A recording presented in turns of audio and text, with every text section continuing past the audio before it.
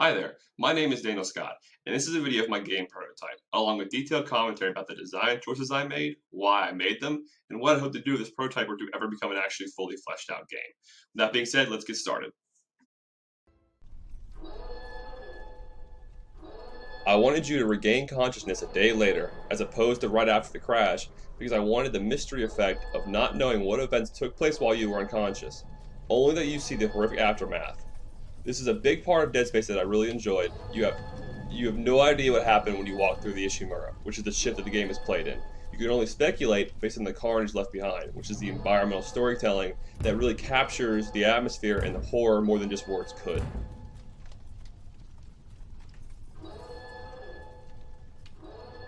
This journey from your ship to the mysterious one you crashed next to serves as a tutorial to teach the player the basic controls while also setting up the atmosphere, which I established by naturally leading the player's eyes towards visuals that would convey the ship imposing its magnitude on you, as well as the desolate and ominous feel of the environment around you.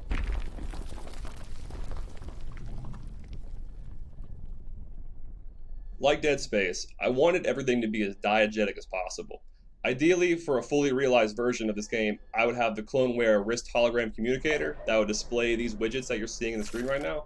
It would also serve as ways for clones to contact you for exposition and objective giving purposes.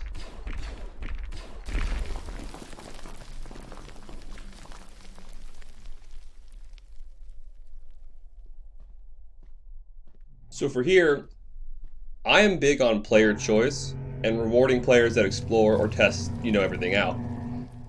This whole scene is completely optional. You saw the light behind the rocks to the left of you, and that lets the player know where to go.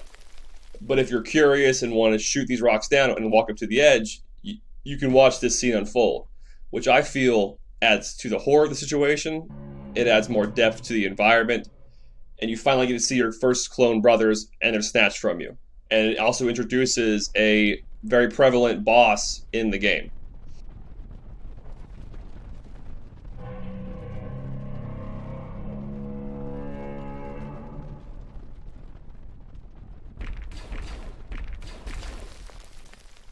Now that you've finished watching that scene, you can continue on down the path to finish the tutorial.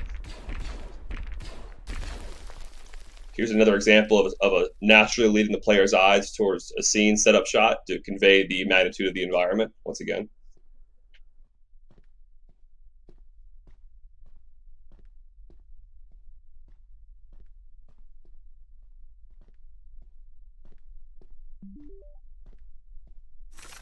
Ideally for this scene, the player would turn around and I have the monster rise out of the ground, eating the dead clone, starting the chase. I'd also extend the duration of the chase with obstacles to overcome to get to the end. The idea with this chase scene is to establish the monster as a massive threat you can't beat right now, but will have to face later.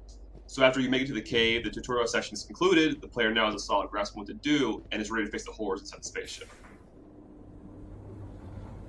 And so you enter the ship to see more of that environmental storytelling I was talking about earlier.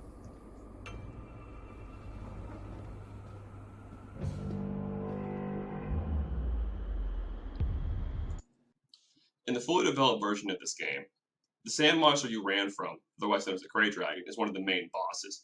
So throughout the game, and even in the short playthrough, there are times when you'll hear the monster roar in the distance and hit the spaceship. Just to let the player know to always remember that the monster is still out there, just waiting for you.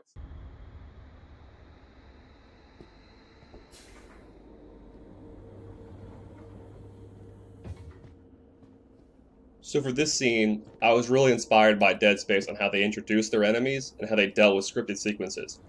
They kept you in control of the character while these sequences played out, usually behind a glass wall. So you'd still feel immersed in the game, but you couldn't do anything to help when an enemy would attack someone. So you just had to sit there feeling helpless and watch, and I thought that really added to the horror element in an interesting way. As well as introducing the enemy as a real threat you need to be scared of. This enemy you just faced was the weakest and the most common enemy in this game. If I had it just pop out at you without showing what it could do, I don't think the player would be nearly as scared of that monster. That's why I wanted to show it as an actual threat. So having it grab a clone in front of you and then seeing the surviving clone react in terror establishes this enemy as a real threat before you even fight it. So this is the base that will be the central hub of the game. And also, what sets it apart from games like Dead Space and Resident Evil 4, which were very huge influences on it. This base is barren right now, but as you progress through the game, you can collect resource materials to upgrade and fortify it.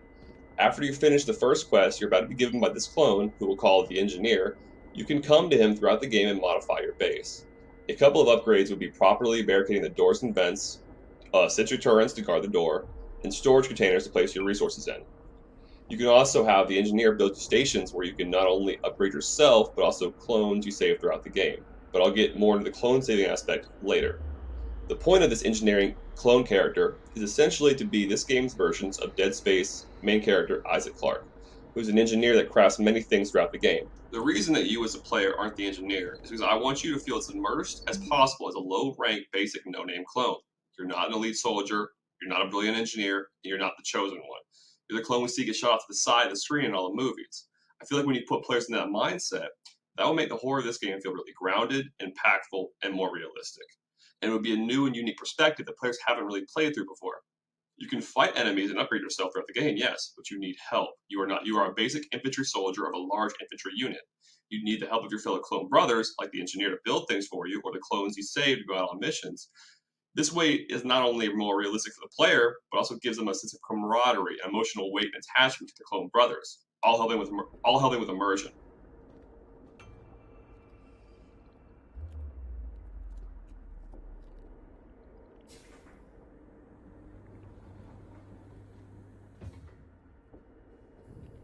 So when you come up to this part, you see the monster in the distance eating a corpse. You know from the pointing clone that the monster is blind and its hearing range is as far as a staircase. You have an easy path to it in front of you, but you see two dead clones, a barrel, and a pool of blood.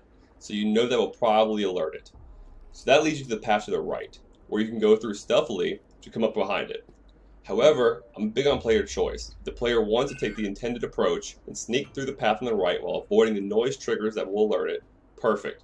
But if they want to just take them head on, that's perfectly viable too. But they'll realize that while it can be killed, the monster is very powerful and has a lot of health.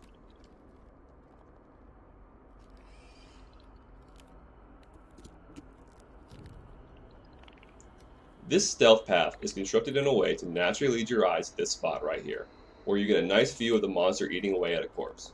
But you also see a clone cowering silently in the distance.